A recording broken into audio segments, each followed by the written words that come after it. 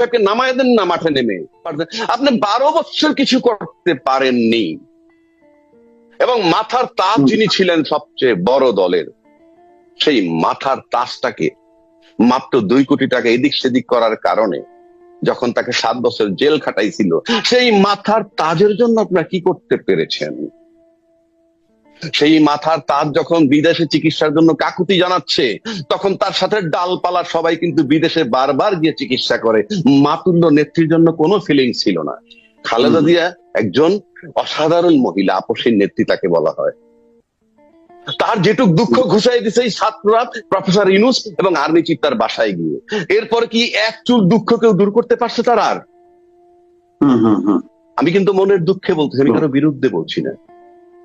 তাহলে যারা বলে ইউনূস সাহেব আরো 4 বছর থাকুক, 5 বছর থাকুক, কেউ কয় সারা জীবন থাকুক, কেউ কয় 50 বছর থাকুক, আমি একবার এখন পর্যন্ত বলিনি, বিকজ আই প্রেফার ইলেকশন।